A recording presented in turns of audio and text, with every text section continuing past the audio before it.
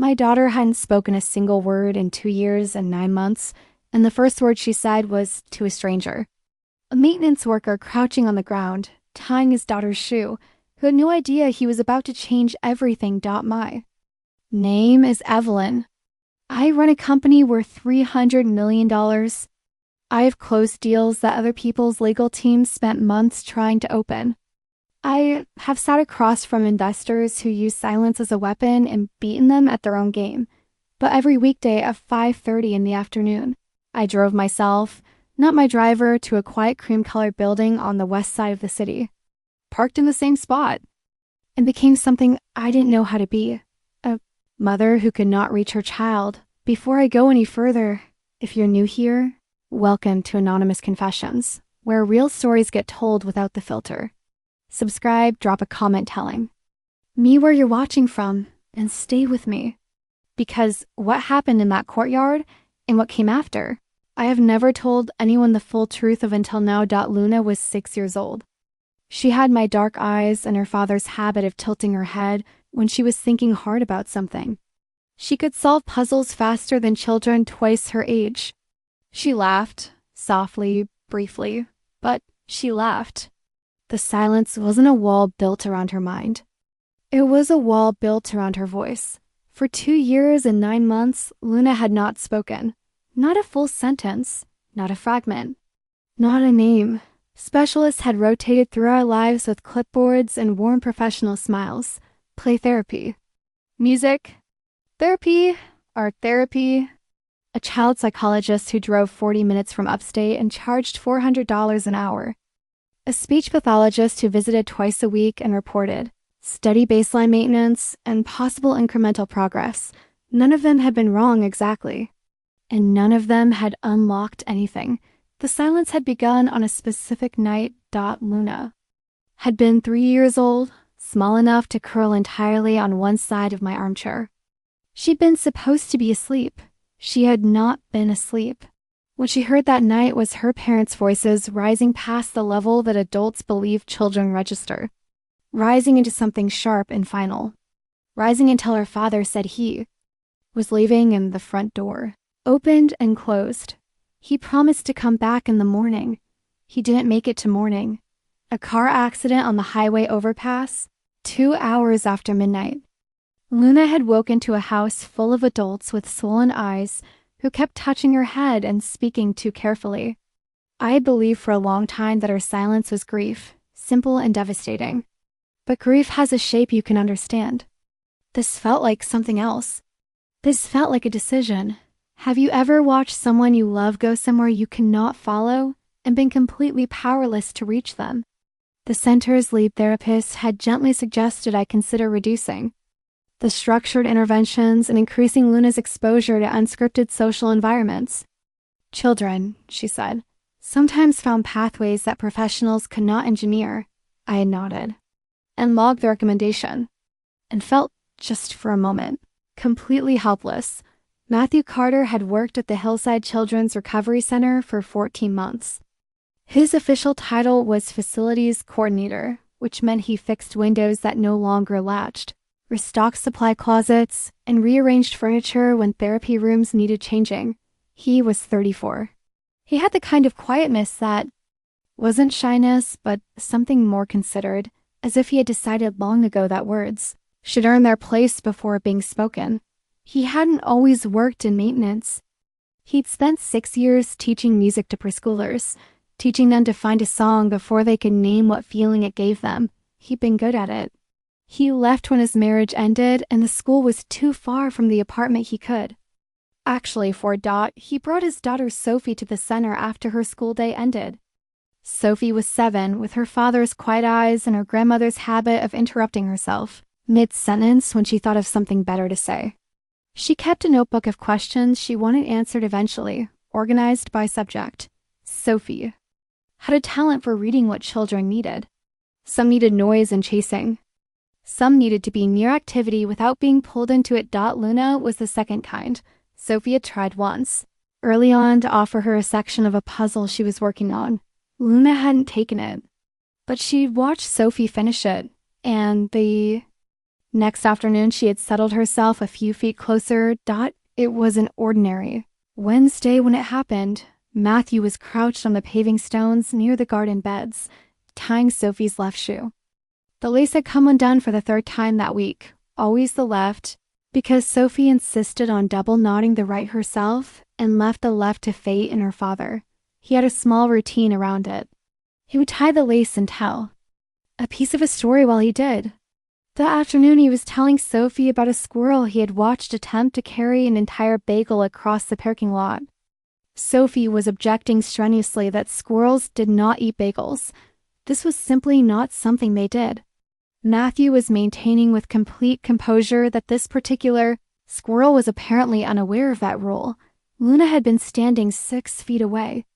She had been there for several minutes. Closer than usual, I was on the far side of the courtyard, speaking in a low voice with one of the therapists, glancing toward my daughter every few seconds, the way I always did. Matthew finished the knot. Sophie jumped up and ran toward the sandbox. Matthew started to rise, brushing dust from his knee. Luna stepped forward. She reached out and took hold of a fold of his jacket. Not a grip, not a pull. Just a touch that meant, stay. She looked up at him, and she said 2 words in a voice so small it was nearly only breath. Daddy? Again, Matthew went completely still. He didn't move. He didn't reach for her or speak. Immediately, he simply stayed where he was, crouched at her level, because something in the quality of her stillness told him that any sudden motion would be a mistake. I had crossed the courtyard in something that wasn't quite walking. I moved the way a person moves when every instinct is screaming and every learned behavior is telling them to be careful. I stopped 3 feet behind Luna. My hand went to my mouth. I knelt down slowly, the way you might approach a flame.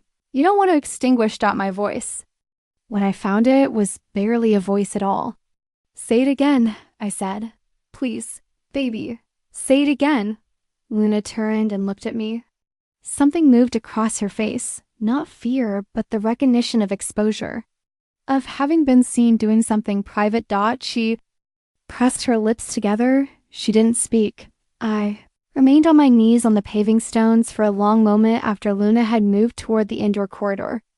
Matthew stood slowly and said nothing, because there was nothing useful to say, and he understood that. That night, alone in the kitchen after Luna was in bed, I sat at the counter for 2 hours. I didn't open my laptop once. The next morning, I asked Dr. Walsh, the center's lead clinical psychologist, to walk me through Luna's case from the beginning. Not because I distrusted the work, because something had shifted and I needed to understand what actually moved. Dr. Walsh explained what selective mutism looks like when it's rooted not in social anxiety, but in what she called emotional tethering. The unconscious association of speech itself with a specific kind of danger. For Luna, the danger wasn't a fear of saying the wrong thing. It was something closer to a belief that speaking caused loss, that her own voice had somehow set the events of that night in motion.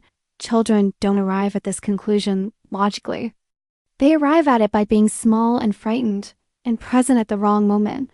I need to stop here for a moment, because what I'm about to tell you is the part of this story I've never spoken out loud.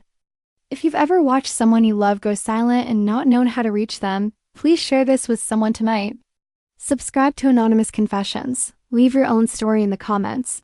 And stay with me, because the moment that finally broke through 3 years of silence is coming. And it didn't happen the way any specialist predicted it would. Matthew, Dr. Walsh explained, had not approached Luna as a child requiring intervention.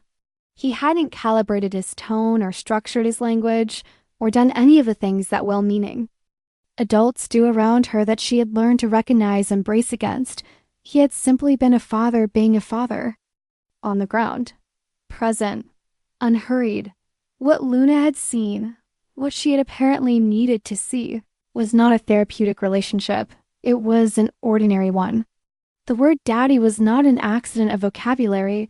It was a window. Not necessarily toward Matthew specifically, but toward the memory of what that word had once meant before it became attached to absence. I sat with that for a long time. Then I asked Dr. Walsh whether it would help for Luna to have more unstructured time. The thing that would destroy that safety fastest was trying to engineer it. He wasn't telling me I was wrong to want to help. He was telling me the difference between helping and managing. I had not been told no by someone who wasn't my professional. Equal in a very long time. Somewhat to my own surprise, it didn't make me angry. It made me pay attention. What developed over the following 3 weeks wasn't a plan. It was a series of afternoons. I adjusted my schedule, so I was arriving at the center during the outdoor time when Matthew and Sophie were likely to be in the courtyard. I didn't manufacture encounters. I simply made myself available to the same space and let the afternoon do what it would. Sophie required no coordination whatsoever. She had long since established a loose understanding with Luna that didn't depend on talking. One afternoon, Sophie decided they should organize the outdoor toy bin by color. Luna worked beside her for 40 minutes without leaving. She handed Sophie a yellow bucket when Sophie reached for it before she had finished asking. Matthew watched from the bench and said nothing. I sat on the opposite bench with my coffee and also said nothing. I watched my daughter hand Sophie a yellow bucket and felt something move in my chest that was not quite happiness and not quite grief, but contained both. When was the last time you felt something so complete that you had no words for it either? It was in a natural pause at the end of one of these afternoons that Matthew and I first talked without purpose. Not about Luna, not about the center. He told me there was a window of approximately 11 minutes in the late afternoon when the second floor coffee was almost acceptable. I told him I had been drinking it wrong for weeks. He asked me once how I'd been holding up through everything. Not how the treatment was progressing. Not what the specialist said. How I was holding up. It was such a direct, unguarded question that I was momentarily unsure how to answer it. No one in my life had asked me that in a long time. I said honestly that I was tired in a way that sleep didn't fix. Then something happened at the corporate event. I had organized a community day meant to showcase the company's nonprofit partnerships with press and activity stations and board members. Luna was there. The noise climbed past the threshold most adults don't notice. For Luna, it wasn't a threshold. It was a wall. She began to shake internally, invisibly. My crisis management response activated before my mind could stop it. Signal the coordinator. Clear the space. And every efficient, practiced instinct was exactly the wrong thing, because what Luna experienced wasn't rescue. It was the familiar machinery of an adult world organizing itself around her while she stood, unable to participate. Matthew saw it from across the courtyard. He didn't run. He walked quickly, with direction. He sat down on the ground. He sat Sophie beside him. He created a small human perimeter, quiet, still unhurried. He said to no one in particular, and therefore to Luna, Sophie found a caterpillar this morning. We've been arguing about its name for 3 hours. Sophie said very seriously, I think Gerald. Matthew said, Gerald is a very serious name for a caterpillar. Luna looked at him. She was still shaking, but she looked at him. And then she reached out and gripped the front of his jacket with both hands. And in a voice that was small but entirely present, she said, Don't make him go. I was standing 10 feet away, mid-sentence with the event coordinator, and the sentence just stopped. I stood in the middle of the corporate community day. I had spent 6 weeks organizing and heard my daughter beg a stranger not to be made to leave. And I understood. The understanding arrived whole and complete and unavoidable. That she wasn't talking about the afternoon. She was talking about every morning after every door that had ever closed. I called Matthew the following morning, parked on a side street before anyone had arrived. I said I owed him an apology and wanted to give it in person. We met in the family lounge. I sat across from him without a desk between us. I told him I was sorry for letting other people's opinions affect how I had treated him. Sorry for the distance of the past 2 weeks, which I had told myself was protecting him from speculation, but had actually been protecting myself from the possibility of being wrong about something I didn't want to be wrong about. He didn't accept the apology quickly, which I respected. He said, "You don't have to apologize for being afraid. You have to be careful about who you let inside the fear." Then he said something that has stayed with me every day since. He said, "Luna doesn't need a perfect mother. She needs a mother who is safe enough to be scared with her." That night, I sat with Luna on her bed with the light on the lowest setting, and a picture book open between us that neither of us was reading. I said, "Mommy was scared that night." The night when Daddy left, Luna went very still. I kept going. I said I had been trying so hard to fix everything that I had forgotten to. Just sit with her inside the scary part. I said I was sorry I had let her be afraid alone. The silence held for a moment.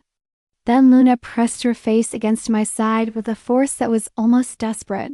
Small arms locked around my waist, and she cried the way only children cry, completely, without any management of how it looked or how long it took. After a long time, she lifted her face. Her eyes were swollen. She looked at me with the expression of someone who has been carrying a question for a very long time and has finally decided to ask it. She said, "Mommy, don't be mad if I talk." I broke completely. Not with the controlled emotion of someone who has calculated how much she can afford to show, but fully. The way a person breaks when they finally touch the thing they have been circling for 3 years. I held her face in both hands and I said, through everything that was making it almost impossible to speak, "Your voice, baby, your voice has never once been the thing that made me angry. Not one time, never. Your voice is the most beautiful sound in the world." Luna looked at me. She blinked once. Then she settled herself closer, pulled the picture book back between us, pointed at a word on the page, and she said it. Just one word. But she said it out loud. If this story reached something in you tonight, please share it with someone who needs to hear it. Subscribe to Anonymous Confessions so you never miss a story like this one. Leave your own story in the comments. This community was built for exactly this kind of truth. 6 weeks later, on a Friday afternoon in early December, Matthew was in the outdoor courtyard replacing the chain on the old swing set.